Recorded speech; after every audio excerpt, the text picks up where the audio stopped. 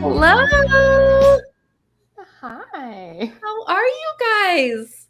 So good. Thanks for having me. Yes, welcome to Building an Empire State of Mind. Jen, will you do the honors and introduce us to Sarah? I will, yes. So today we have Sarah Eder. She is a seasoned real estate investor who brings a unique combination of creativity and strong market fundamentals to every deal she does. In her just 4 years of investing, her and her partners have built a $50 million plus real estate portfolio, which consists of multifamily properties, student rentals, commercial buildings, and land development. She also, on top of that, has her own education platform, the Empire Building Academy. And as I saw recently on her website, she is also taking enrollment for her mastermind. Yes. And I realized the link, the Empire Building, it's like we're on the same vibe. Look I at like us. I didn't realize it was the Empire Building. We're on the same wavelength. I love it.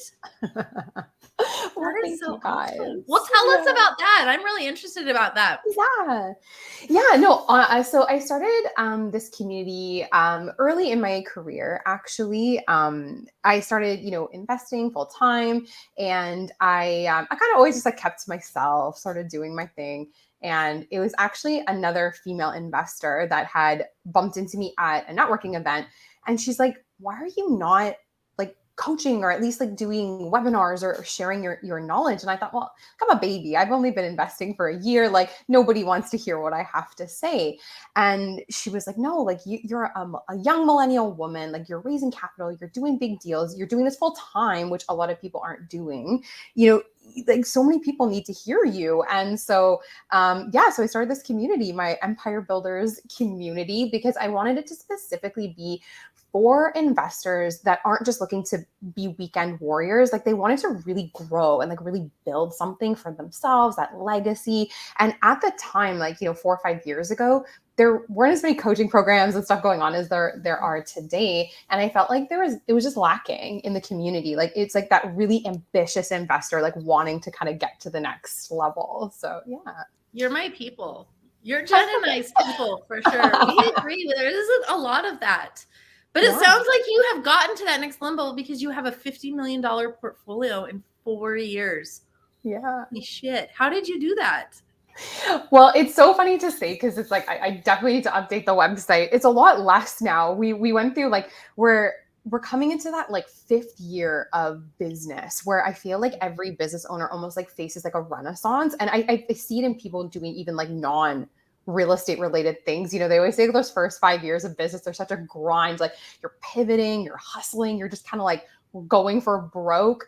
And so we're at a point where we actually decided last year to liquidate like a huge chunk of our portfolio. And the market's been shifting and doing all this crazy stuff. And so we decided to pivot. We want to do like bigger things. And in order to do big things, we had to kind of almost like go back to square one so we can like rebuild over. So it's an interesting like time in my portfolio, but growing it, what a journey. Like it was so crazy. I've been working with joint venture partners and capital partners like almost since day one. That really contributed to my growth. And I feel like I'm just the type of person, like I always think bigger. I always push myself. I'm always kind of looking for like the next opportunity. And particularly during COVID, when I was stuck in my condo kind of at loose ends, I bought a lot of property because I was just like finding off market deals, putting in offers when everybody else was kind of gun shy of the market. So it's been a journey. Let's start at the beginning. Like how did you get started? Yeah. To get to the point where you're like, where did you get started? What did you invest in? Like what got you super pumped to get into real estate? Yeah. So I always like have to tell people like the quick preface of how I got in, because it kind of like, it's such a weird like leap that I made. So I'm a former professional athlete. I did equestrian show jumping. It was like, how they say you should like do what you love and like you'll make money doing it. I really, really don't think that applies all the time, because when I got into university, I had these 2 tracks. I could have gone in like done my MBA or become a lawyer. And instead I chose the passion route, which was to pursue my athletic career. And I did not make a lot of money at all, actually, probably the opposite. And I got to a point where I actually just stopped loving it over time. And then I realized that I was like, this is one of those times where I'm like, I need to make money so I can go back and do this now and do it as something I enjoy. It was not the right career choice for me at all. So I was really at loose ends. I was like 27. I had been traveling all over the world and I was just used to bouncing all over the place. I didn't have a lot of roots.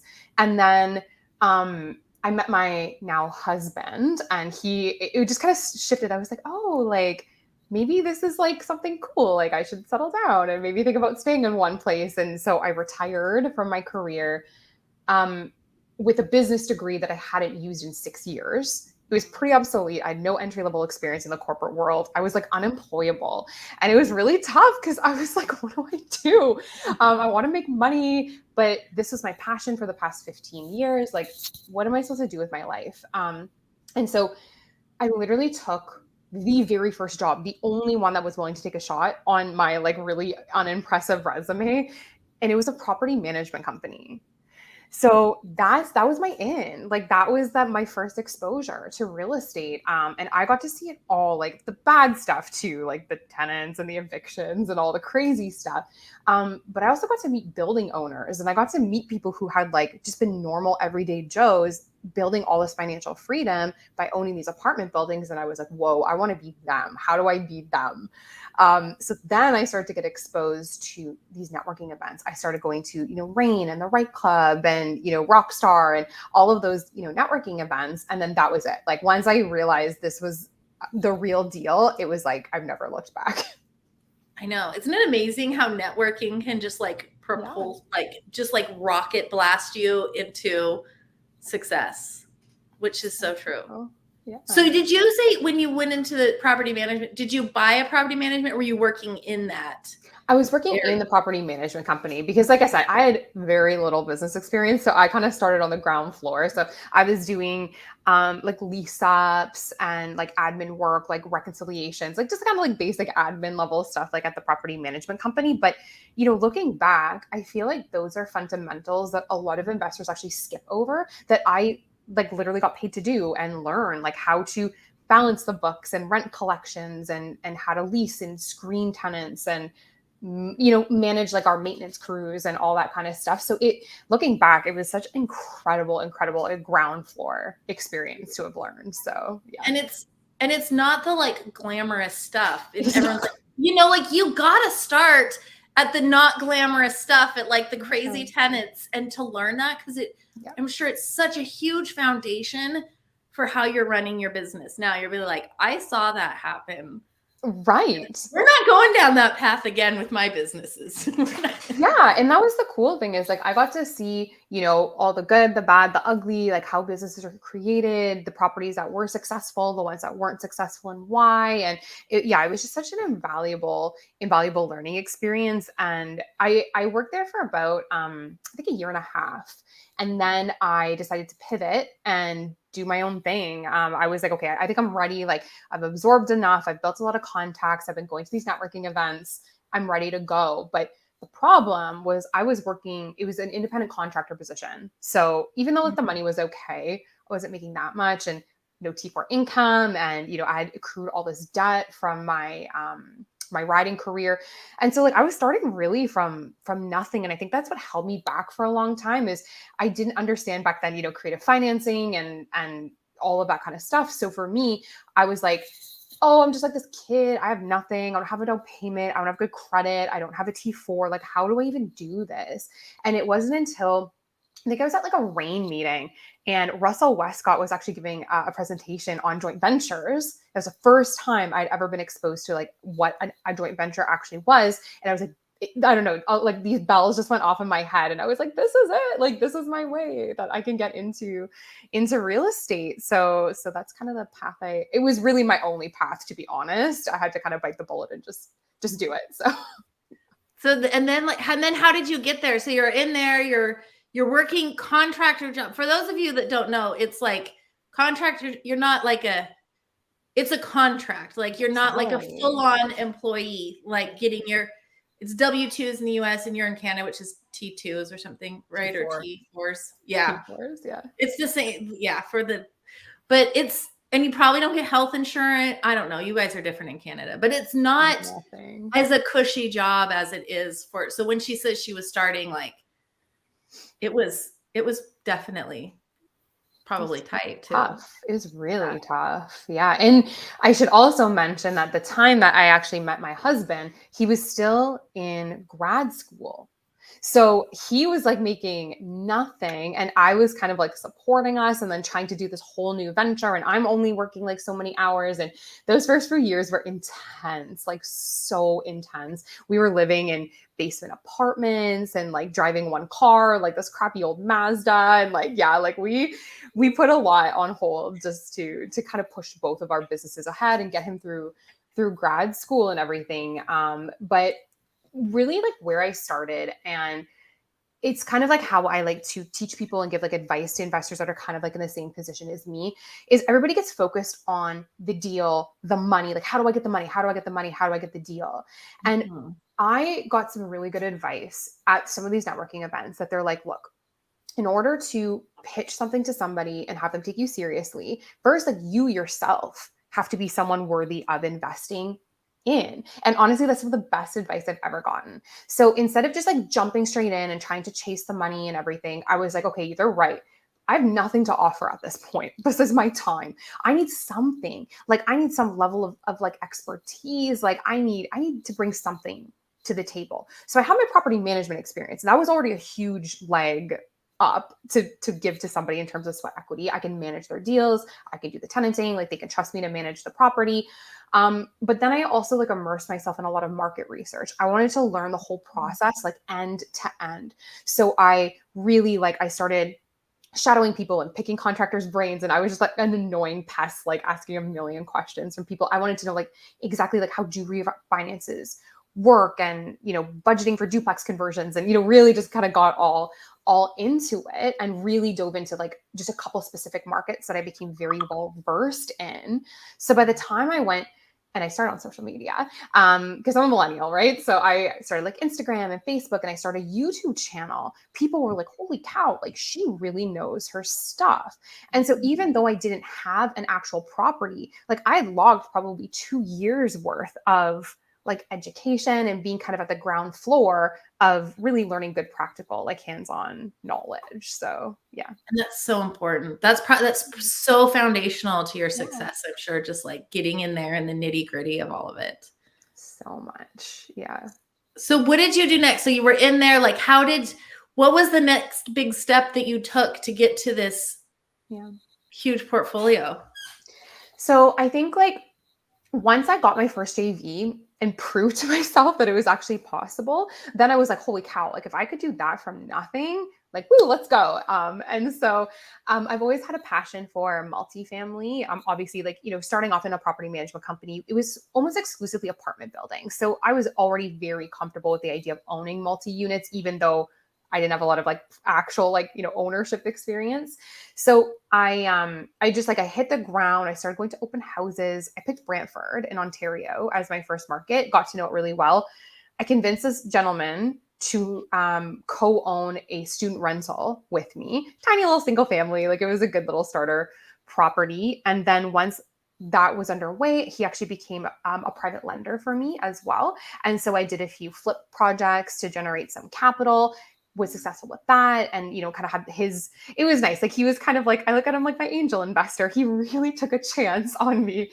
And that just was, once I had a proof of concept and I could show, okay, got my hands dirty, we were successful, we did some deals, then that kind of springboarded me. And then I wanted my next deal to be multifamily. So we did a 5-unit actually for like my second deal ever.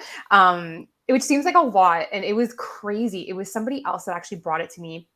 It was like a drug den. It was like illegally converted into 5U. Like it was such a crazy, crazy property to do for and like I had to go in and like try to cash for keys the tenants like by myself as like a single woman. And my friends were like, no, like you can't do that. That's dangerous.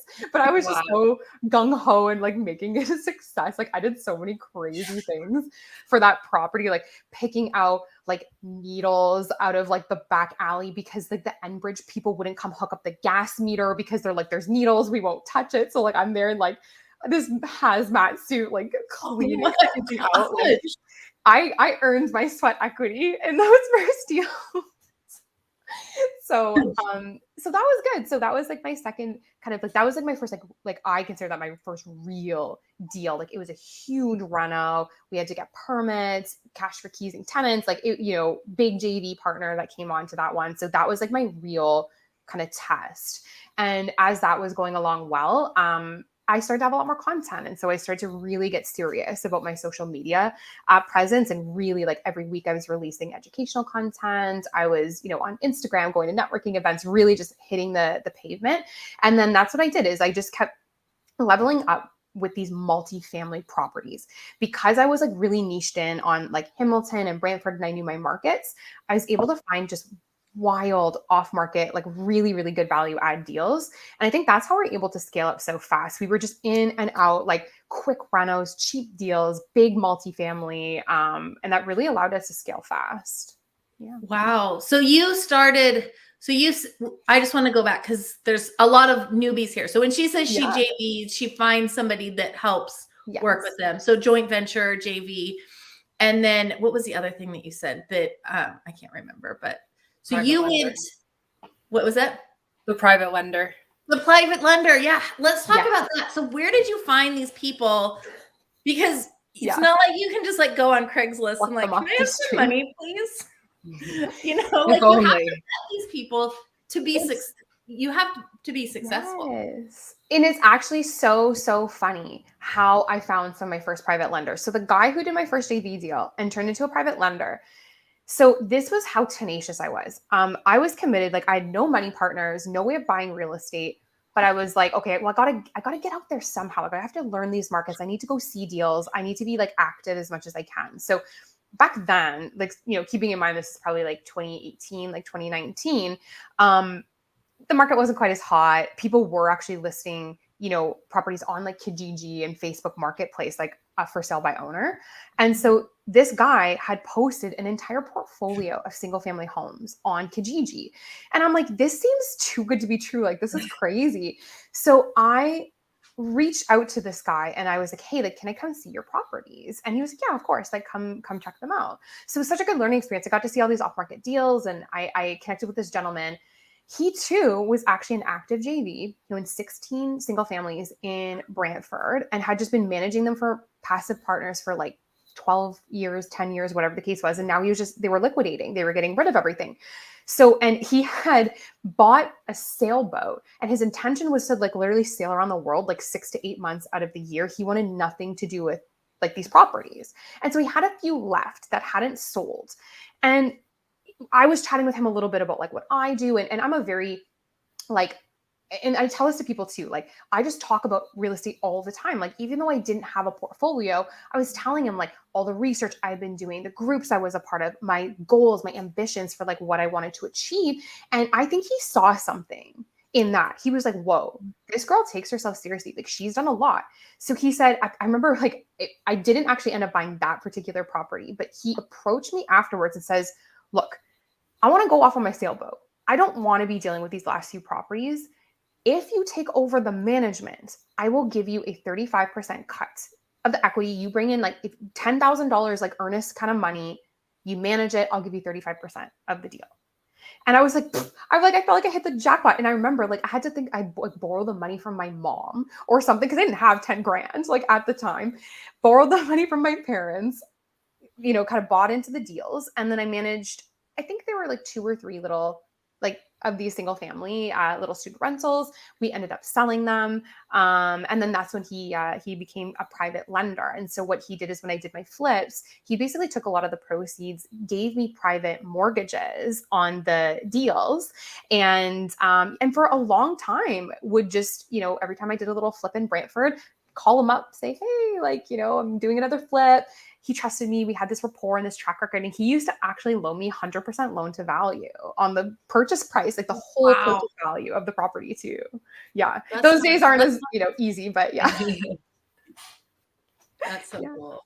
I actually still remember the first time I ever heard you tell that story, because I remember when I was first starting in 2020. I can't remember if it was in 2020 or if it was in 2021, but I heard you on, I'm pretty sure it was Bigger Pockets podcast. Right. And then I've followed you on Instagram and definitely seen the level up journey, which, as you know, a female as well, is always nice to cheer on and see. And then it was also great. So I myself too, Canadian, Carly's American, but moving into the US, right? That's definitely one of my goals for the last half of this year. Yeah. So what sort of made you decide to go that path when you were doing so well in Canada? So I think, like, because I hate to always like talk doom and gloom and like scare away like all the newbie investors, because I'll preface what I'm going to say with this first, is that I would not be where I am today without the appreciation I gained from my Canadian markets that I invested. There's no way, like, hands down, Canada and Ontario particularly have some of like the best appreciation across the board. So if you're patient and you buy well and you buy in good cash flowing areas, you're set. You could just sit there for the next 5, 10, 20 years and retire a very wealthy individual. So we kind of played that game a little bit. Like, yes, we forced appreciation, but we also lucked out too with all the appreciation that we gained in the market. But having done this for so long, you know, we grew fast. I don't want to say too fast, but we grew crazy fast. And when you grow that fast, sometimes things break in the system, right? Things fall behind between the cracks. Maybe you're not staffed at the level, the quality control issues. We've experienced all of that through the growth of my portfolio. You know, just wrong property managers, wrong lawyers. Bad things happen. You learn lessons, you make mistakes, and, right? I mean, we've all been there. And so I got to a point that I realized, look, I have so many different properties with so many different partners, and it's a lot of logistical challenges. And the idea was like, either we kind of continue down this path or we pivot and we do something different. And I've been in business for 5 years now with my portfolio. I feel like I'm savvier. I want to get to that next level, whatever that kind of looks like. And for me, it's consolidating my time, consolidating my doors, consolidating everything, smaller staff, fewer partners, fewer everything, but bigger deals, if that makes sense. And as I started to go through the process, I realized that doing leveling up, like let's say doing 100-unit apartment building in Canada versus the US, very tough. I came from a property management background. Our tenant laws, like, let's face it, in Canada are super tough. And that's where I started to get stuck, was when I was starting to calculate like returns for our investors and timelines. I realized that I wasn't comfortable. Like, I wasn't confident saying, yeah, I can get this building done for you in 6 to 7 years. I wasn't confident at all. And then that's when I start to question and say, you know, is this business model sustainable, at least the way I'm doing it, like in Canada? So then I spent a bit of time last year in Florida. I went to Tennessee and just checked out a few different states and everything. And I realized that, okay, it is sustainable. Like, I can do what I want to be doing in the US, faster turnovers, better tenant laws, like all of that stuff at the scale we want to be doing it. So I think it all coincided nice. 5 years in my portfolio, kind of a natural ending point for a lot of me and my JVs and what we've been doing. So it kind of just seemed to come to the right conclusion at the right time. That's amazing. Yeah. So what's next? So you're consolidating and you're like situated, because it does, when you grow fast, it's a lot. It's a lot. So you're like, I love that you're like, I want bigger, smaller team, bigger properties. So where are you looking now? Like, what kind of stuff are you want to stay within multifamily? Do you want to do like, what's your ideal in the next 5 years situation look like? Like, so it's probably so crazy because like I actually haven't been on a lot of podcasts like in the past like few months. So I feel like this year everything changed, like the way I would normally talk on a podcast. Like, I'm always like, more doors, more partners, like more everything. And I think like now I'm like entering my mid 30s, you know, like I started in my late 20s. all excited, super ambitious, like just going for broke. And now it's like I'm married and like we're looking at like different like family life changes, and and now the market too, like, you know, we've won some big things, we've also had some like big losses too, like, you know, reshifting stuff. So I'm now at a point where it's more like my goal for the next 5 years is to focus on quality versus quantity. So for me, yeah, right. Like more intentional. Like I want to be intentional about the partners I work with. I want to be intentional about the buildings that I buy. That's not, I don't care, to be honest, like how many doors I own anymore. It's more like I have like those lifestyle numbers, that cash flow number, that kind of freedom number, if you will, in my head. But once I'm there, I'm actually kind of okay with it. And I think before I didn't have a freedom number. I was just kind of like all of it. I just want all the things all the time. I feel a little more like centered now about like where I want to be. And so it's going to like probably look like a variety of things. So I definitely want to stay in the multi space. It's what I love. It's what I know. I've dabbled in all of it. Dabbled in Airbnbs. I've done flips. I've done developments. I've tested the waters, and I always come back to multis. It's my roots. I feel like I know it. It works for me. My team is set up for multi. So I definitely want it, but like definitely scaling up, you know, 100 doors, 200 doors, like doing some like bigger stuff down in the US. Probably like syndications and again, just economies of scale factor, doing a fund, something where I'm just a little out of the day-to-day operations. I'm still guiding, you know, strategy, and we're still growing, but utilizing a staff, being better at delegating and more mindful of my time. Cause I'm like a control freak. So I do a lot, and I realize like to move forward, I can't be like that. I need to really, really prioritize the right hiring, the right delegation, and passing off some of that stuff. But we also want to buy some businesses too, like just like, you know, laundromats, car washes, landscaping companies, diversify. And again, it's all towards this idea of cash flow and lifestyle, minimal my time kind of in the deal, and just kind of passing it off to operators that really are on the ground level doing what they need to do. You're so smart. So many of us get caught up in I want 8 million doors and I want a gajillion dollar portfolio. And you've done this long enough. And I don't think a lot of people do this or realize this, even people that have been in the business for a long time. They keep chasing that next thing. And you need to be where your heart, like, you're like, I might want to have a family. It's the lifestyle that you chase after, which is so smart, because you can just run yourself thin.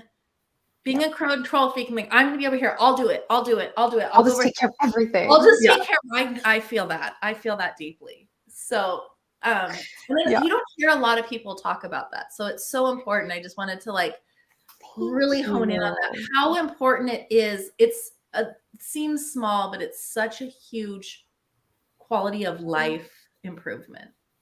It really is. And I'm actually so excited now to come back and have pivoted and talk about this stuff on podcasts. Cause like to your point, like I feel like a lot of people aren't talking about this. They're talking about the strategies to get more doors, and it's all 10x this and 10x that. And, you know, I get it.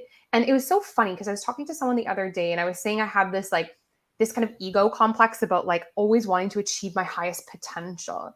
And, you know, she threw it back at me and she said, you know, your highest potential for what? And I was like, oh, okay. Like that actually made me stop and think, like, you're right. Like, what does having more doors actually mean? Like, is that your highest potential? But what about the other potentials in your life? The potential to be a better mother, a better friend, a better sister, a better like member of society in your community, right? So like there's different types of potential, but I think as investors, we're all A-type.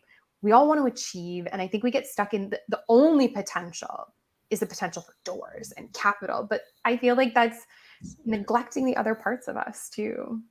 Have you seen that? It's like the wheel of life. It's like your spiritual is here, your physical, like your health, your family, your work, your happiness. And it's like so many of us like put all of our attention onto like this wheel, and it's like, it's not a wheel. It needs to be even everywhere, you know? It's like it's oval or lopsided. It's like a square wheel, just like it's not smooth, you know? Yeah.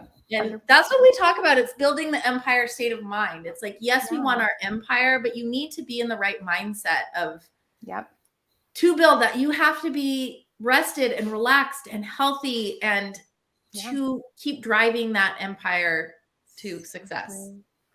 And you also need to like understand like what's important to you. Like it's funny because like I think because like I coach a lot and and I'm very active on social, right? So I get DM'd a lot from people like struggling with stuff or having questions. And it's so funny because I'm very big on getting to like the root of things. And so my first questions to someone, you know, are always like, why?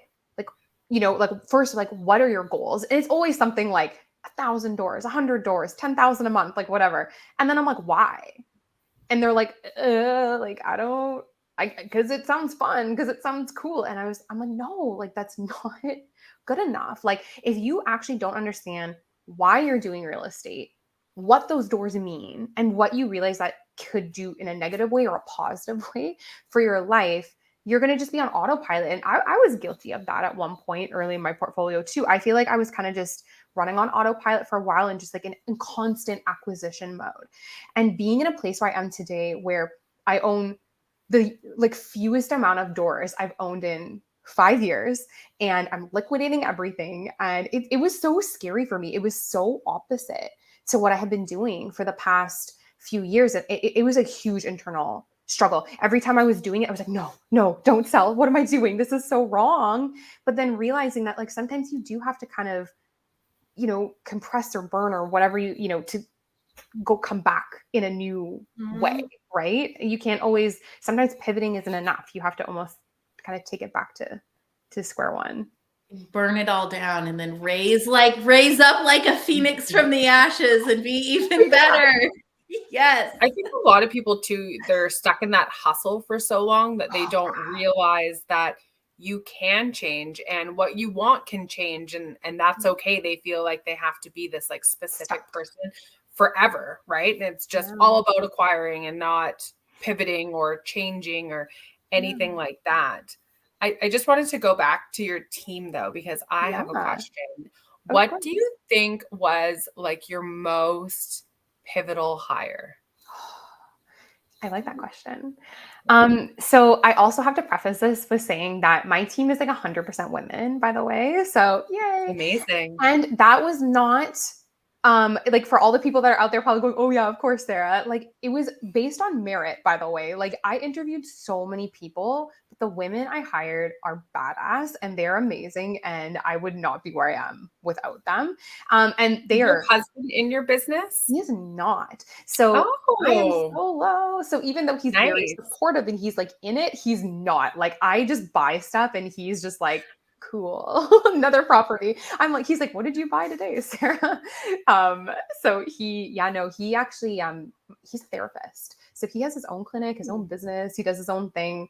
I have mad respect for couples that do real estate together, because I think I might murder him. Like it's great that we go our separate ways during the day, and then at night we have different things to talk about and different like things to share. I'm still in the phase where I'm grateful that I get to talk to him so much during the day. That might change, but I'm still in that phase right now. Honeymoon phase. No, it's probably good though. Like to be honest, like he and I both work from home because we both have our own businesses. So we get to spend like a lot of time together at home, which is like really nice. Had he not been an entrepreneur, it might be a very different story, I think, because he gets my crazy when I'm like, hey, I'm working till 9:00 tonight. He's just like, yeah, okay, cool, do your thing. So because we both have those days, right? But in terms of other hires, I have an executive assistant, but I hate calling her that because I feel like that actually diminishes like who she is. That was her first role.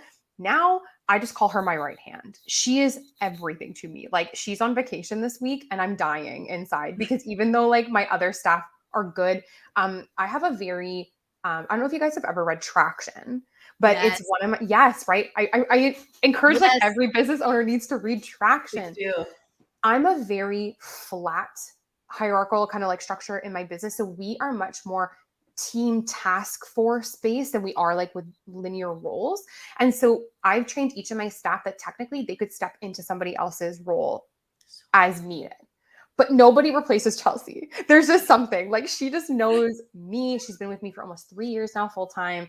She honestly gets everything. She's like my cheerleader. She's my support. She does everything. And having her, I wouldn't be able to have had the bandwidth. And, you know, even just her positivity for me personally, when things are going wrong, when investors are freaking out or like that project isn't working, you know, her just being like, it's okay. Like, we're going to get through it together. You know, I just having that support was, especially because I don't have my spouse, like, or a partner with me. She was like my first experience having the closest thing to a partner in the business with me, cheering me on, supporting me, always in the background, just making sure, you know, things are running smoothly. Yeah, honestly, it was like the best thing I ever did. Nice. How do you find someone like that? So I love telling these stories. So I right now have 1, 2, 3, 4, 5, 6 staff. 7 now? No, I just hired a 7th. I found them all, drum roll please, on Instagram. So it's so crazy. I have never actually put a formal job ad out in my life. And in fact, I often get DMs from people who are like, hey, I've been following you for a long time. I'm in between work or I'm looking for a change of pace. I was wondering if I literally got 2 DMs like that on the weekend from 2 different women. And I think it's so cool because the reason, like, I think these hires worked out so well is because I'm not sifting through random people who like don't understand my culture. If they've been following me on social, they know exactly what I'm about.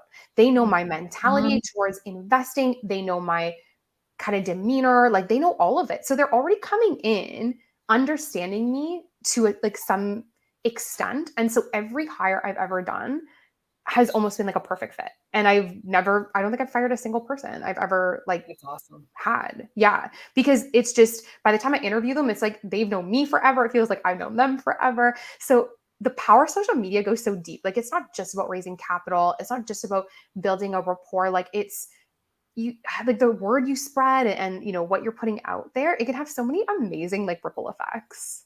It's so true. Yeah. It's so true.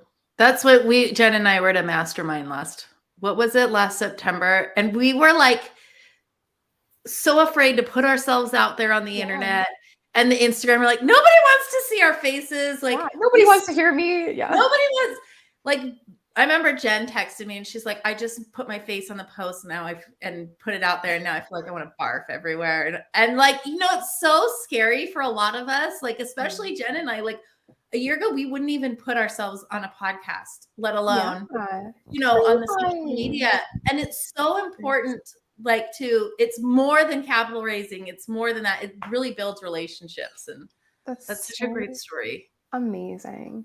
As well as just having like I don't want to say like strength, but just to like message you and be like, hey, you want to be on a podcast? And you're like, yeah. I'm like, oh, okay. Or like messaging Vina Jetty. And I'm like, hey, do you want to come on our podcast? She's like, absolutely. I'm like, oh gosh. Like, what is happening? You want to talk to me? You have time? Like, we all underestimate ourselves so much. Oh, wow. Yeah. It's been interesting. It's crazy. Crazy. Oh, so amazing. Yeah. You know what? I think it's such a shame, particularly like female investors that I talk to, that feel like their voice is somehow like not important or like that they don't need to be heard. Because my story, right? I was the exact same. I was like, oh, like I'm not going to start coaching. I'm not going to start webinars. Nobody wants to hear me.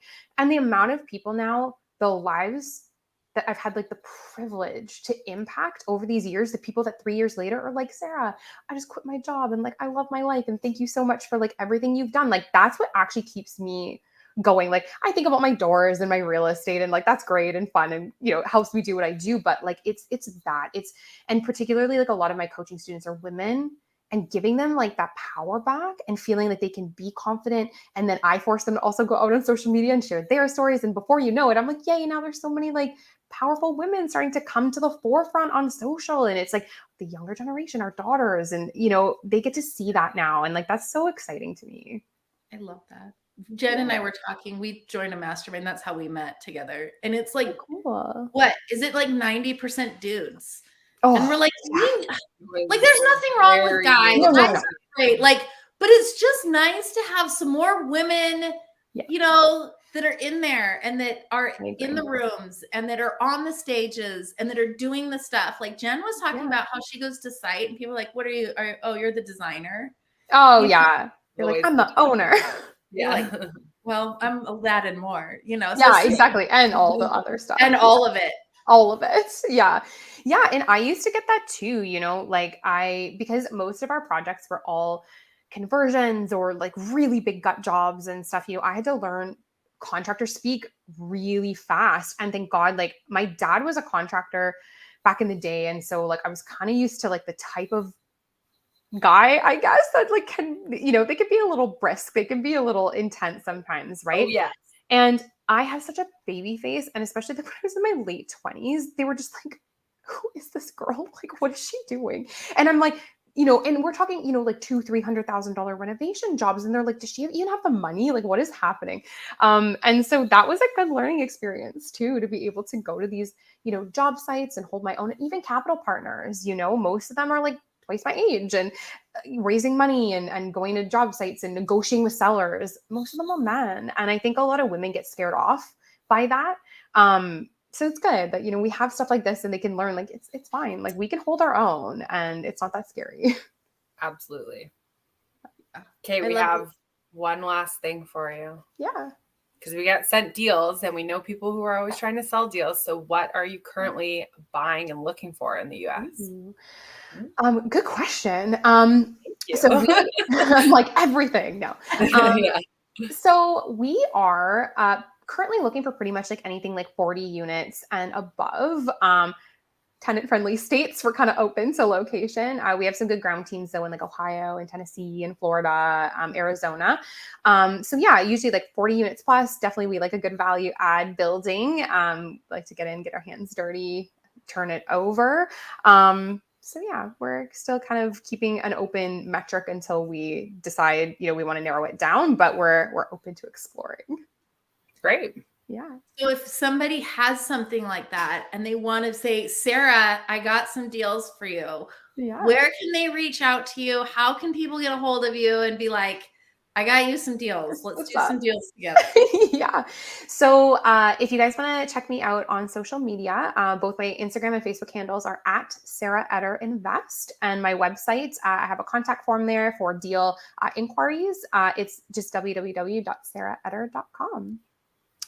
Nice. Yeah. Try to keep it simple. That's easy. Yeah. And then tell us about your coaching program. If somebody wants to be coached by you, tell us like, what do you offer? What do you guys coach around? What are all the things? Yeah. So I used to coach a lot about raising capital. And in the past couple of years, because I've evolved, as an investor, and I felt like I have so much more to bring to the table with, syndications and all the stuff that we do. So I created something called the Freedom Builder Mastermind.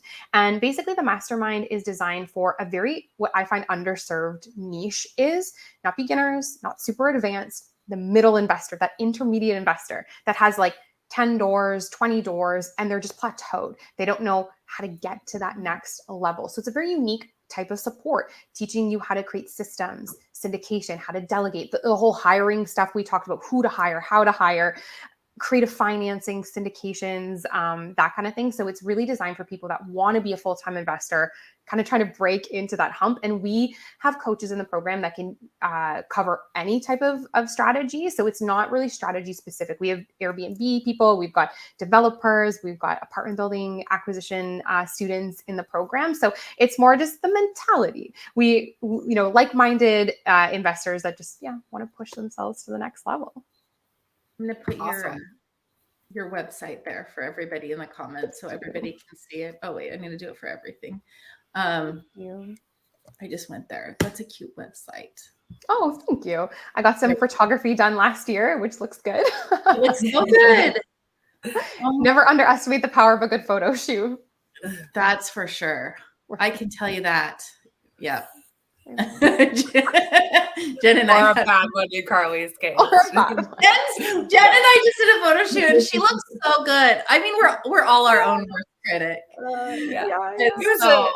She didn't really get the like business partner vibe that we were trying to go for. We're like staring into each other's eyes with twinkle lights behind us. We were. She's sweet girl. Really great, but it was just like I'm in my 40s and I know that like the young influencer thing goes like this, like like the like hair like thing. this. Yeah. And there's a lot of that. And I'm just like, that's fine, but that's just not me. Yeah, you gotta like stick with the vibe, right? Yeah. Yes. So there is definitely power behind a good photo shoot. There is. Yeah. I love Well, thank you so much for coming on Yes. and having a conversation with me or us. Sorry, me. Yeah, it was great to learn more about your story and meet you sort of in person. Yeah. Maybe our paths will collide one day in the US. And Sure they I'm sure we'll will. keep talking. So Yes. Amazing. Thanks guys Yeah. so much for having me on. I love other powerhouse female investors. Always such an honor. So thank you. Yes. Yeah. We're gonna go follow you. Everybody go follow Sarah. She's a mover and a shaker. She Yeah. knows her stuff. Thank Thank you so you. much, You're guys. so much Have a fun. great That was so much weekend. fun. Yeah, you too, guys. Talk Okay. soon. Thank Talk you. to you later. Bye.